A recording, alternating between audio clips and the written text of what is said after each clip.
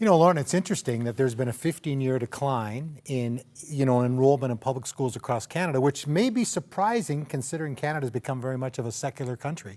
And I know for me, I'd say, oh, I got my kids Where through. are they going? If they're dropping, if they're declining out of public schools, they're going to private schools, Christian schools, Catholic schools. Yeah, absolutely. Homeschooling. Homeschooling. There's even an unschooling movement now. But anyway, it's, yeah, you can't take it for granted. You know, I think as a parent, I'm going, oh, good, I got my kids through all the things that, they'd be facing if they're going to school.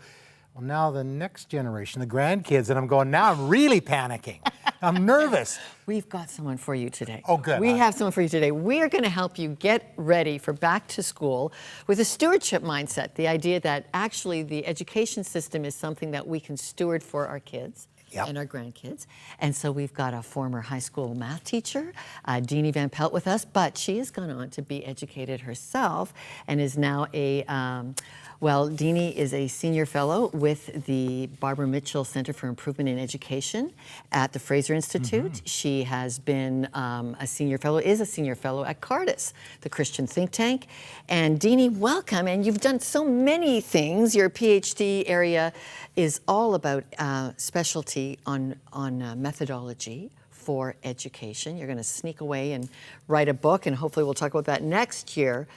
But what about this trend of parents pulling out of the public school system? What's happening? Well, thank you very much for having me, and thank you for looking at that question.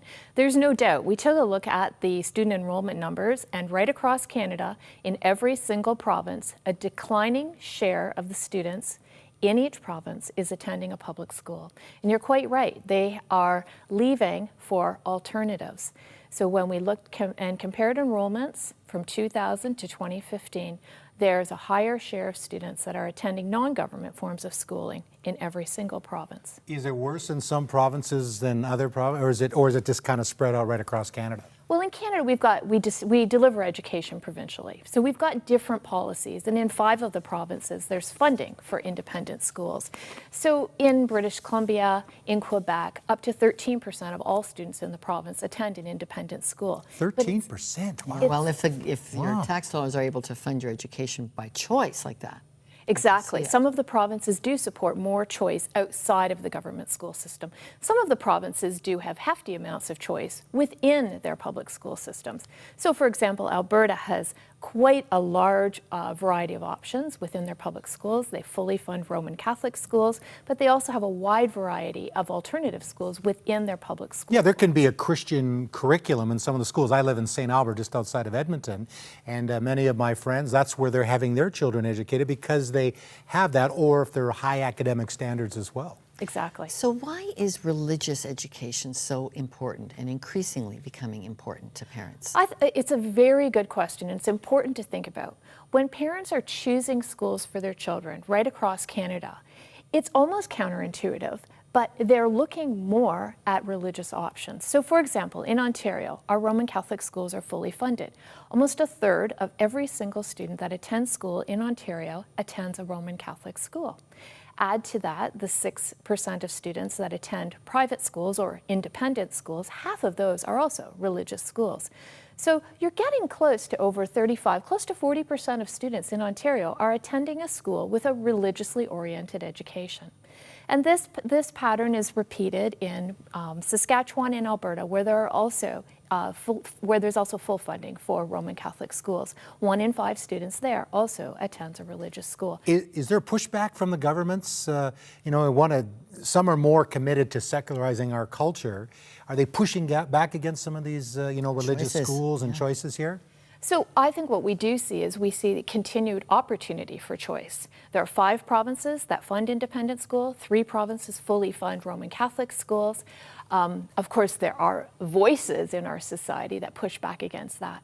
But let's look at parents. It's parents that are making the choice. They are the ones that are not pushing back. They're saying, yes, religion is important in the education of my children, and therefore we're making that choice for our kids. Can we make a little turn here and let's set aside the hat from the Fraser Institute, because these are phenomenal researches into the quality and the choice issues. But now let's talk to you as a mom, as a Christian school professor, and as a Christian school teacher. What do you think you're distilling that God wants us wants from us as parents and grandparents for our children when it comes to education? Sure. So, of course, before I had children, I taught in public schools. I taught in an independent Christian school as well. I taught math and business subjects. I loved school. I loved teaching. I loved sharing the content of the courses I was teaching. But it wasn't until I was a parent, my own child was staring me in the eyes and was hungry for knowledge, that I began asking the questions about why it is we educate, how do we best educate, and those questions became very personal to me. And as I've walked through the years and made choices with our 3 children about their education, the question of why and how to educate has become very important. When we look at that, when we look at our own children, when we look at our own grandchildren, we know that we want the best for them that will develop their whole person. And as Christians, we know that there's a spiritual side to our children. And we want to find an environment. Sometimes the home and perhaps the religious community can support that, and a school environment is sufficient that doesn't have a spiritual or religious element. But many of us do want that for our children.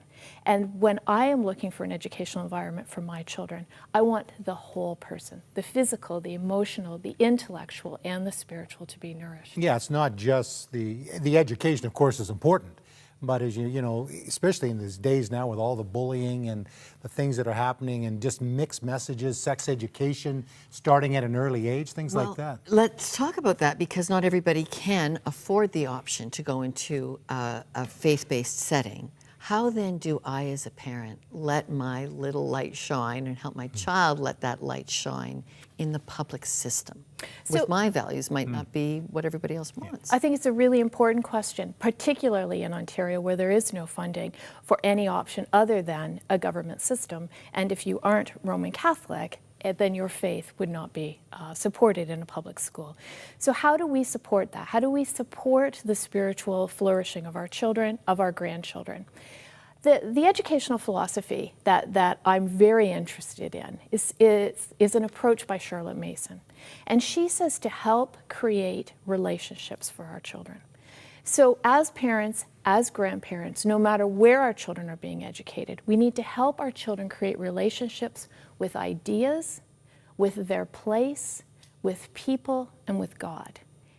And suddenly that can ignite for us a whole framework of how to be with our children and our grandchildren, and how to create an environment around them where I'm honoring the dignity, the image-bearing dignity of my child or my grandchild, and I'm putting them in relationship with other image bearers, with other ideas that have developed through human culture over time, over centuries, over millennia. How can I put this child in relationship with these fascinating ideas, places, and people? And also for parents to be involved in the system, to not be there. retreating. Yeah, not retreat, just close your eyes, send them off, and hope everything goes well. But we can actually be involved and make a difference. Absolutely. And that's where sometimes parents can become very involved in their school. Certainly this happens with homeschooling, with independent schooling, but there are many public schools in which parents are wholeheartedly invited into that educational space. The key is relationships, building relationships with the school, with the teachers, with the educational leaders, with the ideas that are being presented to our children, and being involved there. It only takes one adult in a child's life to make all the difference for who they become and can be in their adult life. Deani Van Pelt, thank you so much. Great Christian thought into education through your writing and research at Cardis. And thank you, and all the best as you continue to help us think deeply about the stewardship of educating our children. Thank you. Thank you for having me. I feel a little more hope as well, Lorna, hearing that. Because, again, it looks pretty dark out there, and it is in some places. Stewardship of relationship of ideas. I like that. Relationship with the ideas your kids are being taught. And you got a little time yet before you're a grandparent. Don't worry, they got 5 more cute years before. Okay, thank you. Thank you. Well, if you are confused about what is truth, what is the way you should shape, if you just want a prayer for back to school and getting it right, that you can shine the love of God into your children, or maybe you're a school teacher, 1-866-273-4444 is our prayer line. And we will pray about back to school with you. We love our teachers. I remember the teacher like that who encouraged me to be a writer. Do you know that? Grade 3, grade 6. I know them exactly. I can tell you the stories Yeah, I did. I could start naming grade off 3 my and grade teachers. 6. Yeah, and those teachers grade shaped 6 and grade 8.